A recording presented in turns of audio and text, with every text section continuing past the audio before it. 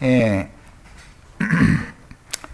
죽도록 충성하면 생명의 멸관을 주겠다라는 것이 서머나 교회에게 주님께서 부탁하신 말씀의 핵심 주제입니다.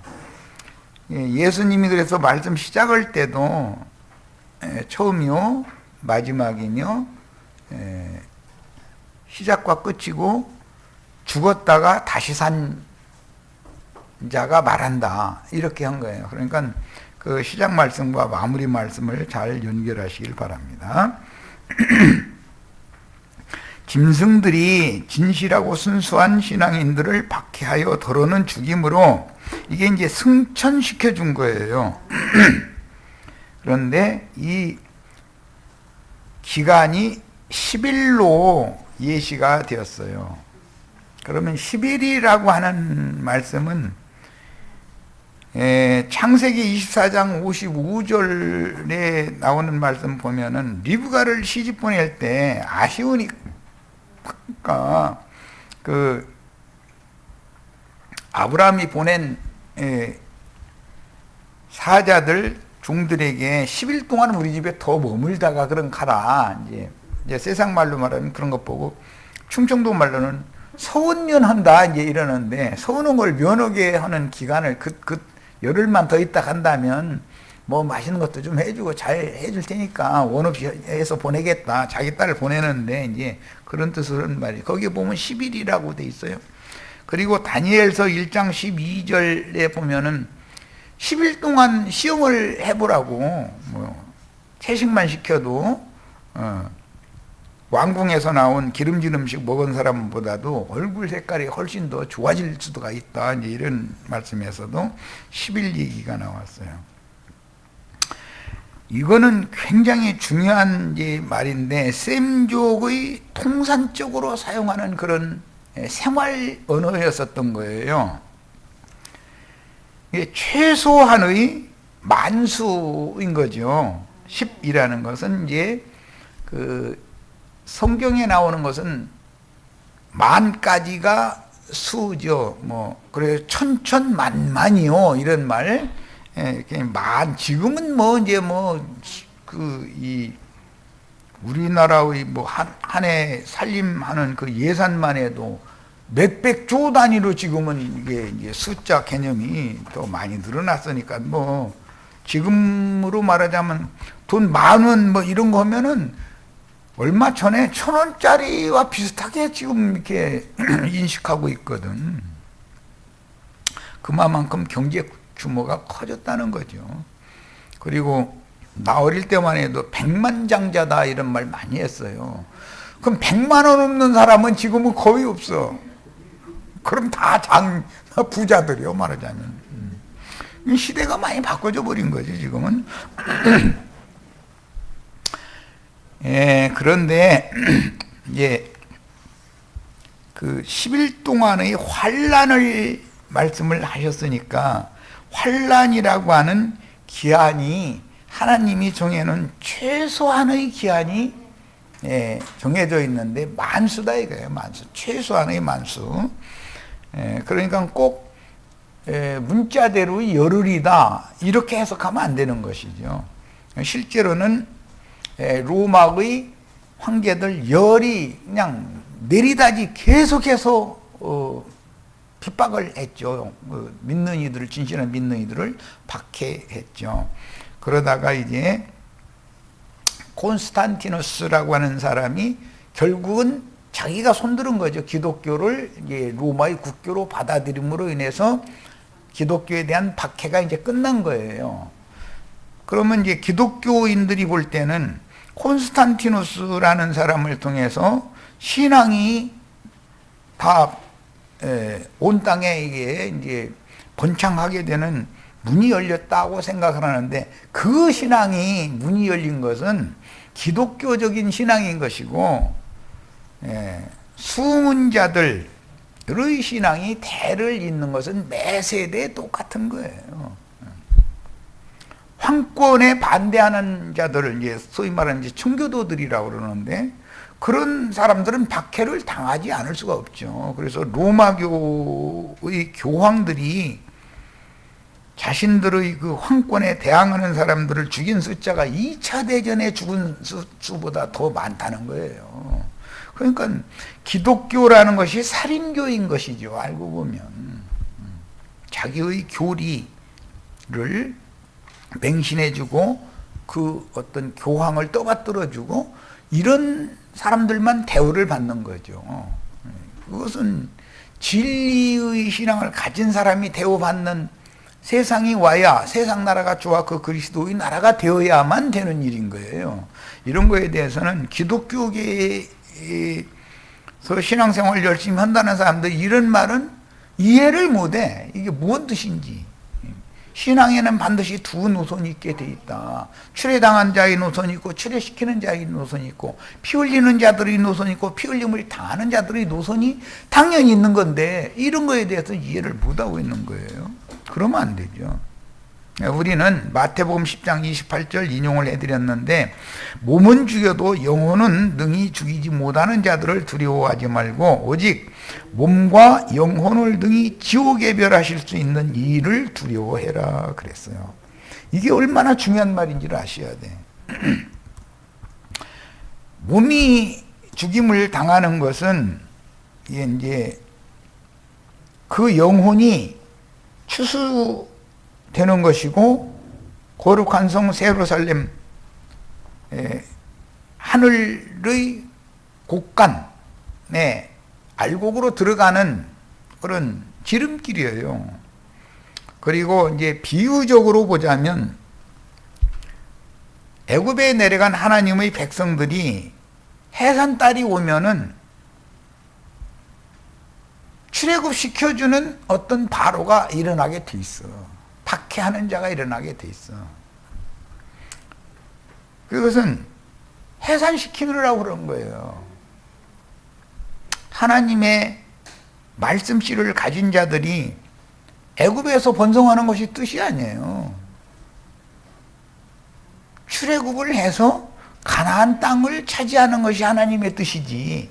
그러니까 그것을 위해서는 애굽이라고 하는 모태와 같은 어머니의 태중에서 해산달에 찰 때까지 자라다가 해산할 때가 되면 애가 다리부터 나올 수는 없잖아. 돌아야지 180도를. 그게 문 찾아서 나오게 만들려면 밀어내는 놈이 있어야 되거든. 그게 꼭 쓰임 받는 놈이 있게 돼 있어. 우리나라 사람들은 삼신 할머니가 엉덩짝 후려쳐가지고서 빨리 나가라고 막 쫓아낸다고 이제 그러는데 성경에는 그 요셉을 알지 못하던 바로란 놈이거든. 그리고 교회사로 말하자면은 10 황제들이 진실한 믿는 이들을 승천시켜주는 거, 몸의 구속을 시켜주는 일이잖아. 그게 다 이런 것을 연관성 있게 잘 생각하시기를 바라요. 자, 귀 있는 자는 성령이 교회들에게 하시는 말씀을 들을지어다. 이기는 자는 둘째 사망의 해를 받지 아니하리라 그랬는데, 이 사망이라는 것이 첫째 사망, 육의 몸의 죽음도 있지만 그 영혼의 죽음이 또 있다는 것을 기독교인들은 너무 모르고 있어. 둘째 사망의 해를 받으면 배나도 지옥 자식이 되어져서 사후세계로 들어간다라는 말인데, 기독교계의 목회자들은 땅과 바다를 두루 다니다가 교인 하나나 만나면 다른 교훈을 가르치는 거예요. 다른 예수를 믿게 만드는 거예요. 다른 영을 받게 만드는 거예요. 무슨 영? 세상의 영을 받게 만드는 거예요. 그래가지고 기왕 첫 아담 이후로 금령의 나무 실과를 따먹은 사람은 영이 죽었기 때문에 이미 죽은 자인데 혼까지 영원 세계에 들어가서 완전히 죽게 만든다. 이 말은 생명이신 그리스도와 완전히 분리시켜 놔버린다. 그 말이에요. 그럼 다시 살 소망이 없는 거예요. 그것이 둘째 사망이라는 거예요. 영은 이미 죽었고 육신의 몸이 한 번은 다 죽게 돼 있는 건데 육신의 몸이 죽는다 해도 그 속사람이 영과 혼이 신부성에 추수되어져서 대례감을 받을 자가 있고, 둘째 사망 곧 불못에 그 속사람이 대례감을 받을 자가 있는데 그게 다 마귀 자식들이다 이거예요. 마귀 자식들. 마귀 나라로 가는 거죠, 영원히. 이런 것을 정확하게 구분해야 됩니다. 그 다음에 서머나 교회의 시대적인 배경은 로마의 열 황제가 교회를 극도로 박해하던 시기인데, 서머나라는 그 지명은 몰약이라는 의미를 가지고 있어서 성경의 비유에서 몰약이라는 말이 나오면 대표적으로 예수님이 고난받은 것은 그 몰약으로 상징이 되어요. 동방 박사들이 예수님 출생할 때 향품을 갖다 바치는 데 보면 이 몰약이 섞여 있죠. 유향이 나오고 그 다음에 황금, 이 세 가지가 나와요. 유향이라는 것은 예수님의 부활 생명을 상징한 것이고, 황금이라는 것은 하나님의 신성을 의미하는 거예요. 인자로선 죽임을 당하지만 영으로는 다시는 죽음이 없는 하나님의 신성을 취할 것을 상징한 거예요. 그러려면 몰약, 고난을 먼저 당하시고 그 다음엔 부활, 유향, 그 다음에는 영원한 신성 하나님의 영광에 이르는 것. 이 세 가지가 중심이었었어요. 그 이제 창세기에서부터 식물이 떨어진 야곱이 요셉에게 줄 선물 준비해서 보내잖아요. 그게 뭘 말하는 거예요? 죽음과 장사와 그다음에 부활과 승천, 하나님의 영광에 이르는 데까지 그 길을 어떻게 갈 것인지, 이스라엘이 그 길을 가면 요셉은 당연히 그 길을 뒤따라가게 돼 있는 거예요. 이것은 비유의 적용인 거예요. 자,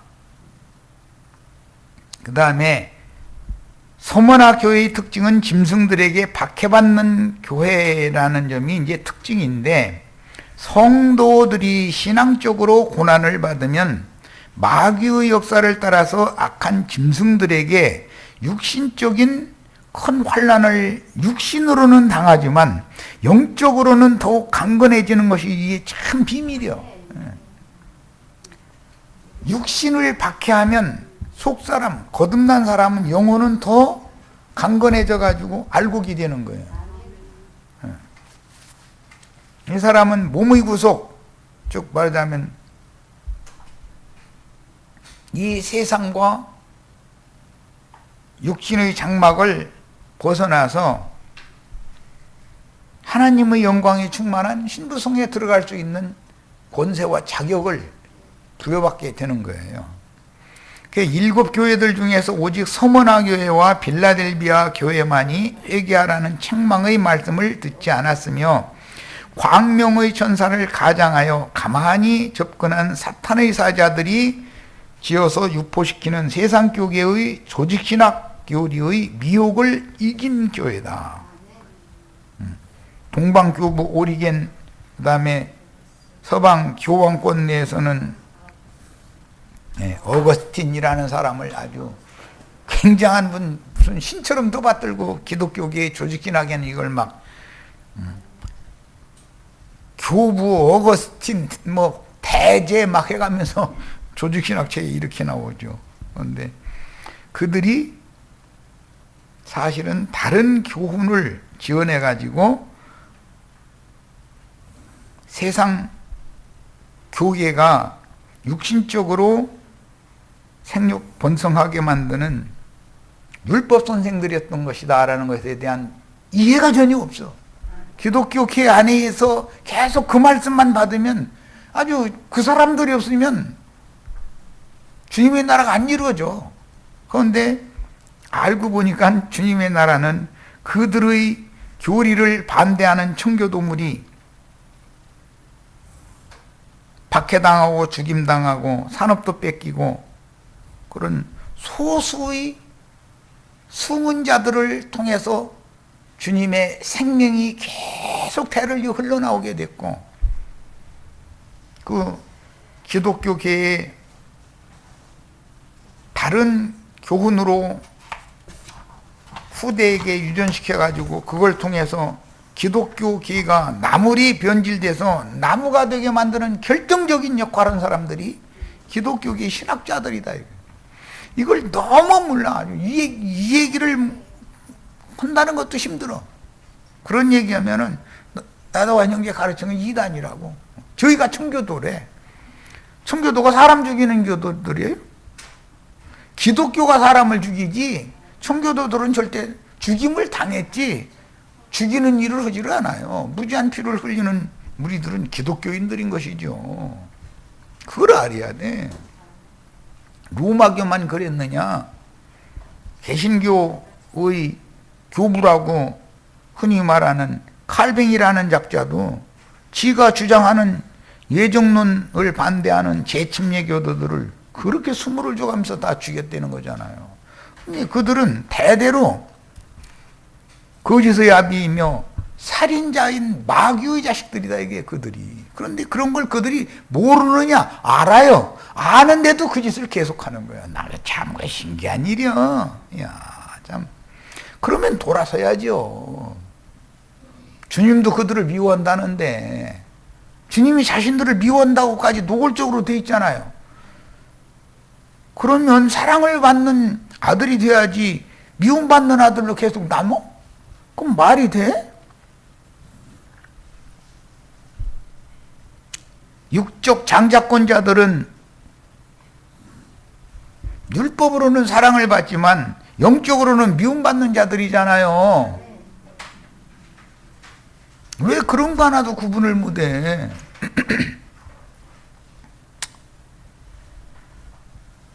그래서 서문화교회의 사자와 함께 하시는 주의 성령께서는 완전한 한 인간의 모습으로 자기 땅 자기 백성에게 오실 때 마리아라고 하는 처녀의 태를 빌려서 성령이 잉태케 하심으로 세상에 오셨어요. 말씀이 육신이 되어 오신 거예요. 오셔가지고 그 육체의 모든 저주를 그분이 대신 짊어진 대속물로 죽임을 당하시고 아무도 장사한 일이 없었던 바위판 새무덤에 장사되셨다가 초실절 절기를 실현하기 위해서 부활되셨어요. 무고한 생명의 능력으로. 그 다음에 그분이 50일 동안을 더 지내다가 40일 동안 제자들과 함께 지내시는 동안에 부활 생명의 세계를 인식시킨다, 제자들에게. 제자들도 그 40일이라는 기간 동안 성령이 되신 주님이 나타나셨다 사라졌다 나타나셨다 사라졌다를 반복하심으로 인해서 육신으로 오셨던 주님의 세계와 영으로 오신 주님의 세계에 대해서 자꾸 밝아지게 만드느라 그런 거잖아요. 그 다음에 감람산으로 제자를 데리고 가셨다가 거기서 승천하신 후에 열흘이 지난 이후에 예언을 이루어서 오순절 때 능력으로 덧입혀 주셨다. 이제는 육신은 박해를 받고 죽임당하는 것이 두렵지가 않게 된 거예요. 복음을 위해서 완전히 헌신할 수 있게 된 거예요. 그게 주님께서 제자들과 이루신 성경의 예언이에요. 그런데 이제 앞으로 이제 말씀을 나누겠지만 주님이 부활하시던 날 두 사람이 막달라 마리아에게 나타났어요. 아무라도 그렇게 희귀할 수 없는 흰옷을 입은 두 사람이 나타났어요. 그런데 그 전에 예수님이 제자들 중에서 세 제자만 데리고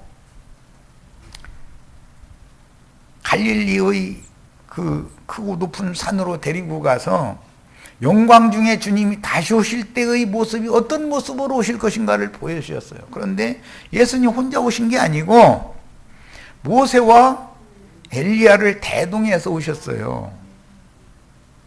그런데 그들이 사도행전 1장에도 보면 예수님이 구름 속으로 승천을 하시는데 제자들이 허공만 쳐다보고 있으니까 두 천사가 그 제자들 옆에서 왜 허공만 쳐다보냐? 주님이 가신 것을 본 그대로 다시 오신다. 그 말씀을 들려줬다는 거예요. 그 다음에 오순절 이야기로 넘어가는 거예요.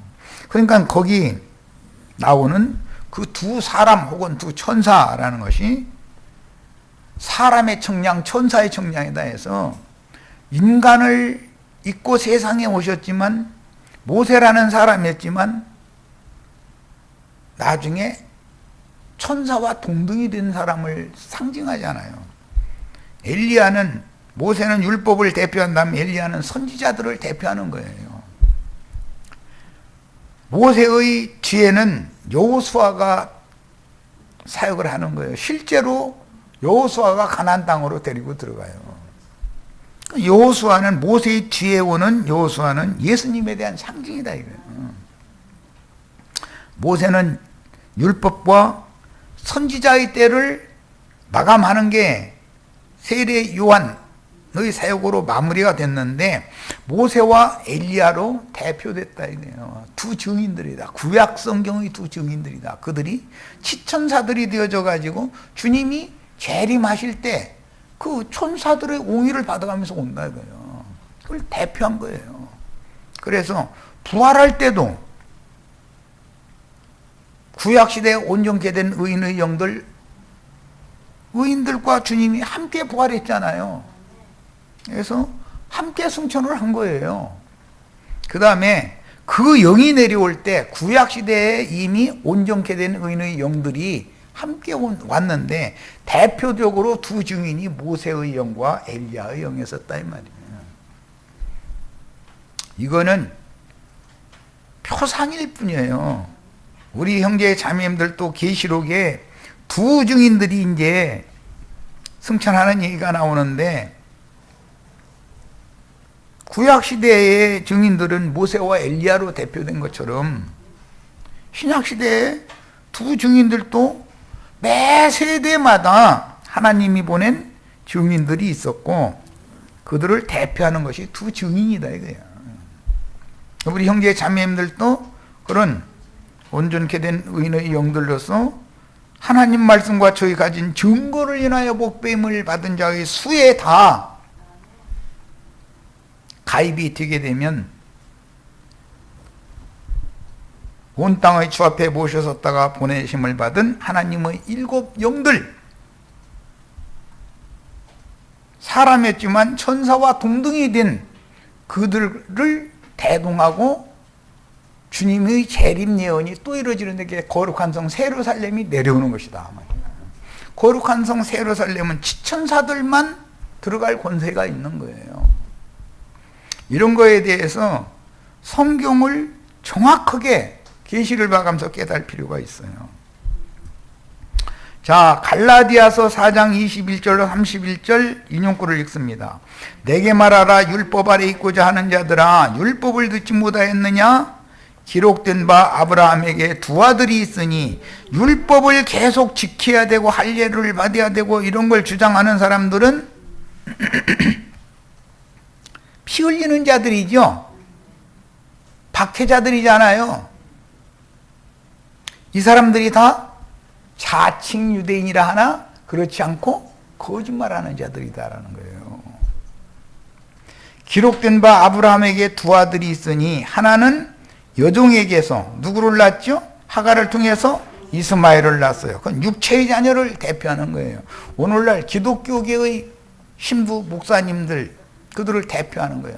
그들이 세우는 기독교계라고 하는 것이 하갈 모교회잖아요.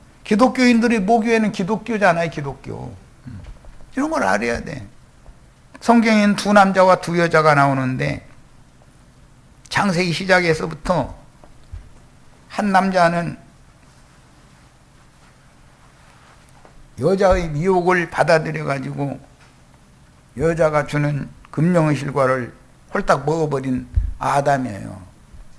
그 남자였어요. 그러나 그 부부를 위해서 짐승을 잡아가지고 피를 흘리고 짐승 가죽으로 무화과나무 이파리 치워버리고 새 옷을 해서 입혔어요. 그리스도의 구속에 대한 예표다 이거예요. 구속받은 아담 부부와 구속받기 전의 아담 부부는 전혀 다른 사람들인 거예요. 똑같은 남자 여자지만. 그래서 두 남자와 두 여자 얘기가 나오면 이 이치를 잘 아셔야 돼. 기본적으로.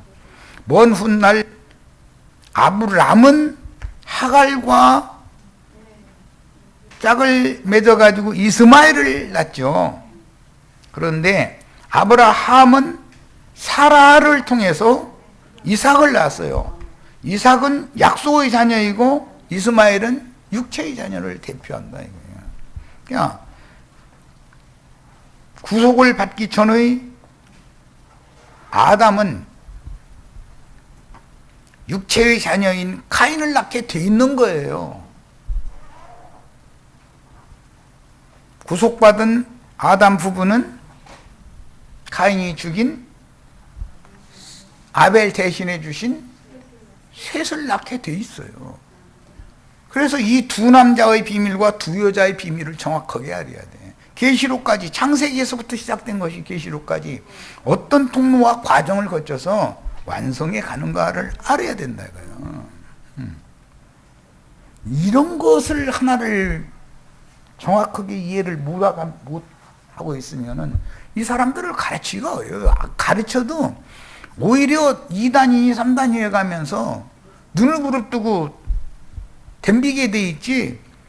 그 말씀을 좀 더 상세히 좀 가심을 받아야 되겠다 해가지고 와서 순종하고 신부님 목사님들이 먼저 그렇게 해주시면 얼마나 감사하겠어요. 그런데 그 사람들은 제 길을 그렇게 하시다가 제 길로 가시다가 결국은 제 길로 가는 거예요. 돌아가시는 거예요. 어쩔 수 없어 이거는. 아무리 사정해도 안 듣는데 왜 이상과 계시가 전혀 없는데 어떻게 될 거예요. 교회 생활이라는 것은 계시를 통해서 하는 것이지 교리가 어떠냐 뭐 조직신학이 어떠냐 이걸 따라서 하는 것이 아니에요. 절대로. 특히 이 개신교계 목사님들 정신 차리세요. 귀를 기울이고 듣고. 나는 너무 안타까워서 이런 말을 하는 거예요. 그래도 배웠다는 사람들이면 알아들어야 되잖아. 그러다가 마귀자식으로 둘째 사망에 들어가면 어떻게 되는데 두렵지도 않아? 하나는 자유 있는 여자에게서 하나는 여종에게서 났다. 여종에게서는 육체를 따라 나고 자유 있는 여자에게서는 약속으로 말미암아 난다. 우리는 언약 백성이다 그래요. 약속. 약속의 말씀을 믿음으로 이것이 이루어지는 일인 것이지 육체의 고욕이나 무슨 계단 몇백 개인가 거기 막 무릎으로 기 올라가 가지고 막 그 성모 마리아 상 가서 한번 쓰다듬으면 구원받는다? 예, 말도 같지 않은 소리 그만하라고 그래. 그 말도 같지 않은 소리 제발 좀 그만 좀 하라고. 아니 나 머리 아파 죽겠어 아주.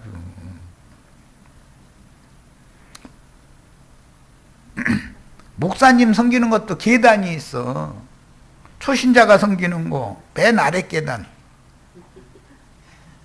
그 다음에 무슨 집사라고 하는데 서리 집사님이 섬기는 거, 안수 집사님이 섬기는 거, 이제 권사님들이 섬기는 거, 이 장로들도 계단이 또 달라.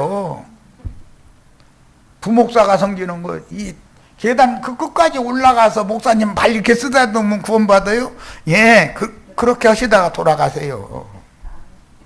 이렇게까지 노골적으로 얘기하는데도 계속 그 짓을 하겠다고 그러면 이거 어떻게 해야 오라 이거 도대체. 그건 사람이 만들어 놓은 계급체계, 뭐 계단이란 건 인간이 만든 것이지. 주님은 오셔서부터 유대교 지도자들 보고 영광 받으실 하나님은 한 분이고 너희는 다 형제다 미리 딱 그 얘기 해 놓으셨어. 그런데 신부님 목사님 보고 형제요 이렇게 하면 난리 나죠.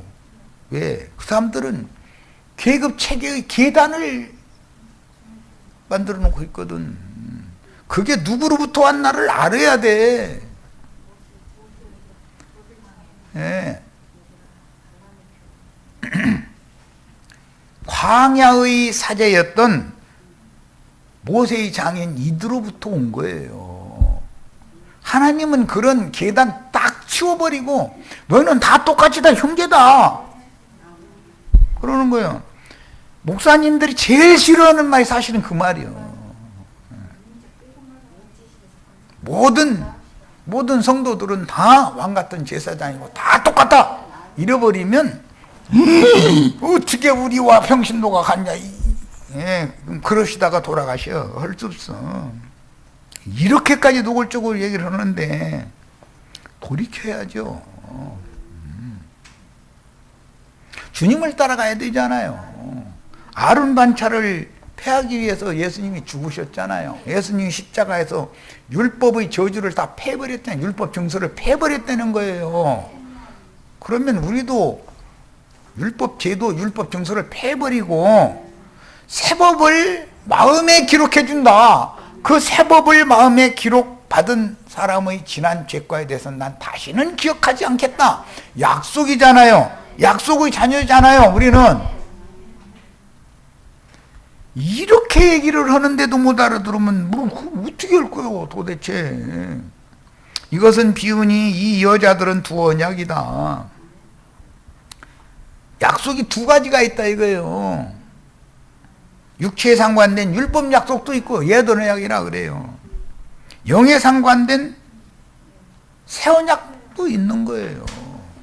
그래서 옛 율법 증서를 패버리고 생명의 성령의 법으로 새 법의 신비에다가 기록해주는, 성령께서 기록해주시는 새 법이 기록되어진 사람은 지난 죄과가 그가 어떠한 죄를 저질렀어도 다시는 기억하지 않고 없는 걸 한다. 그거 뭐 간과해 주신다 그래. 모든 사람은 주님의 대속의 피에 의해서, 그의 근거에서 지난 모든 죄과들을 간과해 주신 받는 방법, 용서를 받는 방법으로 구원이 되는 것이지, 사람이 계단에 무릎 꿇고 올라가서 피 흘렸다고 해가지고 마리아산 꼭대기에다 저 발바닥 이렇게 한번 쓰다듬고 내려오면 그러면 구원받는다고요? 예. 평신도 집사님, 권사님, 부목사님, 목사가 하라는 대로 꼬봉도로 다 해줘도 절대 구원 못 받아요. 절대 구원 못 받아요.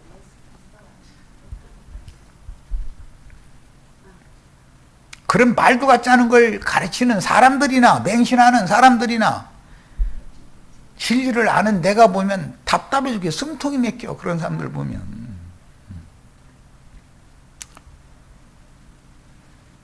이것은 비유니 이 여자들은 두 언약이라. 하나는 신의 산으로부터 종을 낳은 자니, 신의 산에서 종을 낳았다라는 건, 모세는 하나님의 집을 맡은 종이었잖아요. 예수는 하나님의 집을 세운 아들이요. 그거 하나도 구분을 못해? 두 남자, 모세가 더 큰 자예요? 예수님이 더 큰 자예요? 아니, 이 정도도 못 알아들어? 신의 산으로부터 종을, 모세를 낳은 거죠? 낳은 자니 곧 하갈이다. 하갈이 이스마엘을 낳았는데 그것은 신의 산에서 모세의 율법으로 난 자가 이스마엘로 상징됐다. 그 말이단 말이에요 지금. 이 하갈은 아라비아의 오늘날은 사우디라고 그러죠. 애국과 팔레스타인의 중간에 이렇게 신의 산이 있는 반도가 있잖아요. 사우디아라비아 반도. 아라비아에 있는 신의 산으로서 하갈은 신의 산이다 이게요. 신의 산. 지금 있는 예루살렘과 같은 곳이니, 지금 있는 예루살렘이라는 건 땅의 예루살렘이잖아. 땅의 예루살렘은 유대교인들의 어머니다 이거예요. 거기가 땅의 예루살렘이 낳은 아들들이랑 게 유대교 지도자들이잖아요. 자, 그녀가 하갈이 그 자녀들과 더불어 종노릇을 한다. 무엇의 종노릇을 해요? 율법에 매여서 종노릇 하는 거예요. 사람이 구원받기 제일 어려운 것이 뭐냐? 세상과 죄와 육체의 율법 세 가지 중에서 구원을 받아야 되는 건데, 맨 나중에 율법의 저주에서 속량받는 건 너무너무 어려운 거예요. 이거는 계시가 있어야 돼. 비치워야 되는 거예요. 오직 위에 있는 예루살렘은 똑같은 예루살렘인데, 지금 있는 예루살렘이 있고 위에 있는 예루살렘이 나오죠. 위에 있는 예루살렘은 자유자인 사라로 상징이 됐다 이거예요. 사라의 아들은 이삭이다. 이삭은 계시록 12장에 나오는 하늘의 해를 입은 한 여자가 출장 권세자들을 낳았는데, 용이 그 앞에서 여자가 해산하면 삼키려고 기다리고 있다가 삼켜버렸는데, 그것이 오히려 삼키니까 승천을 하더라는 거예요. 그 하늘에서 미가엘의 군대와 용의 군대가 이제 드디어 전쟁을 하게 됐다는 거예요. 예루살렘은, 위에 있는 예루살렘은 자유자니 곧 우리 어머니다. 이 갈라디아서에 나오는 이 말씀이 히브리서 12장에 또 나오죠. 하늘의 시온산 위에 세운, 너희가 이룬 것은 하늘의 시온산 위에 세운 예루살렘에 너희는 이르러 있다 그랬어요. 그런데 또 이 말씀 가지고 또 장길자라는 아주머니가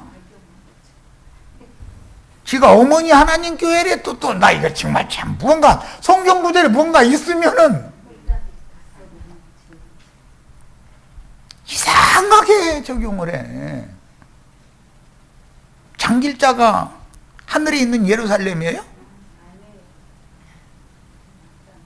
그 어떤 개인을 말한 게 아니잖아. 어머니 교회를 지금 말하는 거지. 세상 교회냐? 진리의 신앙을 지키는 순교자들을 내는 하늘의 교회냐? 하늘의 장작교회냐? 땅의 장작교회냐? 육적 장작교회냐? 영적 장작교회냐? 이걸 지금 말하는 것이지. 기록된 바 잉태하지 못한 자여 즐거워하라. 하갈이 이스마엘 날 때까지는 사라는 잉태하지 못했죠. 그런데 그 사라가, 자유자가 즐거워할 때가 온다는 거예요. 산고를 모르는 자여 소리질러 외쳐라. 이는 왜 그러느냐? 홀로 사는 자의 자녀가, 하갈이 아브라함 집에서 그 아들 데리고 광야로 쫓아냈죠. 그런데 그러면 남편도 없는데 새끼는 잘 낳아. 그러니까 이게 음녀라는 뜻이잖아. 벌써 하갈 하면 광야의 들짐승들과 간음을 해가지고 짐승 새끼 낳는 여자다라는 말이죠. 아니, 그걸 금방 알 수 있잖아. 홀로 사는 자의 자녀가 남편 있는 자, 사라. 아브라함 집에서 사는데 이삭을 낳기 전까지는 자식을 못 낳았으니까 하는 말이요. 그런데 약속의 자녀는 어떤 약속이냐? 아브라함에게 네 자녀를 하늘의 별과 같이 바닷가의 모래와 같이 많은 자식을 주겠다. 이게 약속을 이루려면 이삭도 12지파로 번성해야 되고 이스마엘도 12방백으로 번성해야 되는데, 이스마엘 자식들은 대형 교계로 번성을 잘하고 그들의 박해를 받아서 이삭의 자녀들은 오히려 숨어서 신앙을 유전해야 된다, 그런 말이야. 그러니까 구원을 얻을 자는 수가 적은 수인 것이지, 오늘날 기독교처럼 이렇게 큰 무리가 아니고 많은 수가 아닌 거다 이거예요. 그래서 그들을 위해 군림하기 위해서 육에 속한 바닷가의 모래 같은 자손들 위에 하늘의 전쟁에서 용과 그 사자들이 패하니까 쫓겨났는데 바닷가의 모래 위에 딱 팔을 딛더라는 거예요. 그냥 오늘날 기독교계가 어떻게 마귀에게 지금 점령당하고 있는지를 보여주지 않냐 이 말이에요. 마귀가 하늘에서 떨어지면 바닷가의 모래 위에 딱 서버린다는 거예요. 우리는 반석이신 그리스도의 터 위에 그분의 생명으로 그리스도의 몸을 건축하는 적은 무리가 돼야 돼. 형제들아 너희는 이삭과 같이 약속의 자녀라. 옛 언약의 약속이 있고 새 언약의 약속이 있는데 언약이라는 그 약속은 법칙이니까 두 법이 있게 된다. 율법이 있고 생명의 성령의 법이 있고 생명의 성령의 법은 믿음의 법이라고도 그러고 새 법이다 이거예요. 그런데 주님께서 적은 수의 하나님 나라를 유업으로 받을 영적 장자들에게는 새 법을 그의 신비에 그분의 성령으로 기록을 해놓고 나서 그 기록받은 새 법이 기록되어져 있는 새 사람들은 그의 지난 모든 죄가를 다시는 기억도 않는다. 그런 방법으로나 사람이 구원을 받는 것이지 사람이 무릎팍으로 계단 올라간다 해가지고서 구원받는 게 아니다는 거예요. 그러나 그때 육체를 따라 난 자가 성령을 따라 난 자를 박해한 것 같이 이스마엘은 장성했고 이삭은 애기니까 함부로 한 거죠. 그러니까 그걸 보고 사라가 승질나니까 하갈과 이스마엘 쫓아내버리잖아요. 이제도 그러하도다. 그러나 성경이 무엇을 말하느냐. 박해라는 것은 항상 육체를 따라 난 육신의 자녀들은 약속으로 난 성령의 자녀들을 박해하게 돼 있다. 매 세대마다. 기독교인들은 주님의 교회 안에 있는 진리의 신앙을 지키는 사람들을 박해하게 돼 있다. 더러는 죽여서 피의 양을 채우게 돼 있다 이거예요. 여종과 그 아들을 내쫓으라. 여종의 아들이 자유 있는 여자의 아들과 더불어 유업을 얻지 못하리라 하였느니라. 그러니까 기독교계에 남아있어서 우리한테 구원이 없느냐고 있어요. 있는 자들도 구원 얻은 자들도 있을 수가 있어요. 그러나 여전히 그들의 신앙을 보면 혼적이고 육신에 있는 자들이다 이거예요. 계시의 말씀을 도무지 깨닫지를 못해. 어린아이가 분별력이 없는 거죠. 이런 말씀이 들리면 뒤도 돌아가 보지 말고 영적인 애굽이요 영적인 소돔성에서 빨리 도망 나와서 천사가 지시하는 산으로 도망을 가야 돼. 지금 천사의 나팔이 이렇게 부러지고 있어요. 지금 시대가 바뀌어져서 대면 전도는 이제는 듣지도 않을 뿐 아니라 시대가 지나갔어. 인터넷으로 하는 거예요. 빛의 속도로 전 세계 온 지구상에. 지금은 인터넷으로 전도하기 전에 사람들 많이 다니는 무슨 전철역에 뭐 트럼펫 뭐 들고 나가서 트럼펫 불다 주의 소리를 믿어라 뭐 이쪽에 쌓고 뭐 666 표 받지 말라고 뭐 떠들어 대고 앉았고 그렇게 하면 지나가는 사람들 다 욕해. 그냥 가지도 않아. 욕만 바가지로 얻어 뭐. 그런데 자기는 혼자 기분 좋아가지고 그냥 오늘 막 그냥 전도 그냥 열심히 했다 이래. 그런 봉사를 하나님이 받으시느냐고. 그게 육체의 봉사인데 하나님이 지금 시대가 인터넷으로 전도하는 새 시대가 왔잖아요. 그러면 모든 목사들, 평신도들 다 인터넷, 유튜브 방송 안 보는 사람 어디가 있어? 회개하고 돌이켜야죠. 이제라도. 긴 얘기 않겠어요. 끝내 돌이키지 않으면 주님도 돌이키지 않는 자들은 미워하신다는 거 아니에요. 많이 사랑하면 미움으로 바뀌면 많이 미워하게 돼 있어. 그런 줄이나 아셔.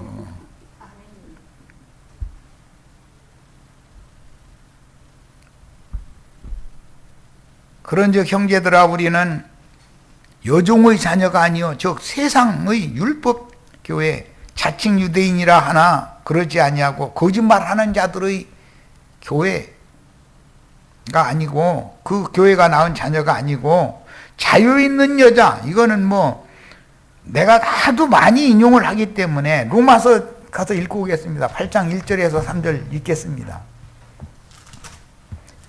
로마서 7장에는 죄와 사망의 법칙이 쭉 나오죠. 죄와 사망의 법칙은 육신의 법이라는 거잖아요.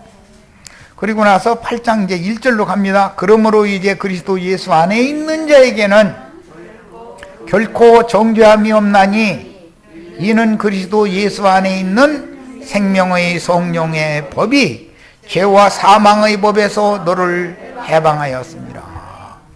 이렇게 해방을 받아야 자유자의 아들이 있지 않냐 이 말이요. 위에 있는 예루살렘의 아들은 이렇게 돼야 된다.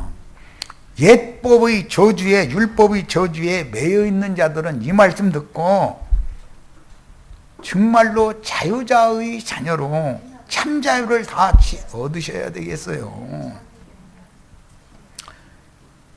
히브리서 12장 22절로 24절도 뭐 하도 인용하는 구절이니까, 아브라함의 후사들을 위하여 하늘의 시온산에 한 성을 준비하셨는데 그게 위에 있는 예루살렘이라는 거잖아요. 너희는 그곳에 이르렀다 이랬어요. 우리는 다 그곳에 이르러 있죠. 앞으로 그곳에 갈 거예요. 그곳에 이르러 있어요. 이 육신의 장막을 벗는 날은 혼까지도 그곳에 완전 영광에 참여할 거예요. 이게 계시록 12장 1절로 5절 해를 입은 여자가 사내 아이를 낳는 이야기예요. 이것이 구원받은 무리예요. 이 무리가 미카엘의 군대가 되는 거예요. 기독교계 무리는 용의 군대가 되는 거예요. 아마겟돈 전쟁 얘기는 내가 많이 했기 때문에 다 양편에서 입으로 나오는 검으로 싸운다 그랬어. 무기뚜산 골짜기 저기 팔레스타인 땅에 있는 그곳에 뭐 이쪽에서 2억 저쪽에서 2억 말 타고 그럼 4억이나 말 타고 이러고 모여서 뭐 한다고 말 같지 않은 소리 좀 제발 좀 말 같지 않은 소리 그만해. 그 언덕은 4억이 사람도 못 올라가. 그런데 말 타고 어떻게 4억이 모여 거기 말이 되는 소리야? 이것은 영의 세계에서 영적 전쟁을 말하는 것이지 입으로 전쟁한다고 돼 있잖아. 예. 마른 땅을 큰 강 유브라데를 건너서 오는 동방에서 오는 왕족들과 귀신의 영을 받은 땅의 왕족들이 동원한 기독교인들과 기독교계와 주님의 몸된 교회가 한판 붙는 거예요. 그럼 누가 이길 것 같아요? 이 한 검으로 싸우면 주님이 이기게 돼 있는 것이지, 마지막 날에는 숫자가 많다고 이기는 게, 가나안 땅 전쟁 자체가 숫자가 많으냐 적으냐에 따라서 이기고 지는 것이 아니에요. 여호와 말씀이신 하나님이 누구와 함께 있느냐에 따라서 이기고 지는 것이 결정되는 거예요. 이게 아주 기본적인 문제인 거예요. 자, 그래서 너희가 이른 곳은요, 이를 곳이 아니고 시온산과 살아계신 하나님의 도성인 하늘의 예루살렘과 천만 천사와 하늘에 기록한 장자들의 모임과 교회와 그랬는데 장자들의 모임인 교회가 있다. 여기에는 장자권자들, 왕 같은 제사장들이죠. 왕권과 제사장권을 그 갑절 2배의 분깃을 받는 장자권이다 그러는데 장자들의 모임인 교회가 있어요. 이것이 해를 입은 여자가 낳은 아들이 그리스도의 몸을 세우는 신부교회단 말이야. 여기로 다 도망와야 돼. 긴 소리, 딴 소리 할 것 없어. 일단 도망오고 보는 거예요. 그 다음에 얼마든지 물어볼 거 있으면 물어보면 되고 2단 3단 해가면서 따지려면 따지고 다 하시라고. 나 말씀으로 다 증거해 줄 거니까. 만민의 심판자이신 하나님과 및 온전하게 된 의인의 영들과 새 언약의 중보자이신, 우리의 언약은 새 언약이지 옛 언약이 아니잖아요. 예수와 및 아벨의 피보다 더 나은 것을 말하는 뿌린 피니라 그랬어요. 자, 시간이 오버됐는데 일단은 여기까지 해서 두 번째 시간 마칩니다.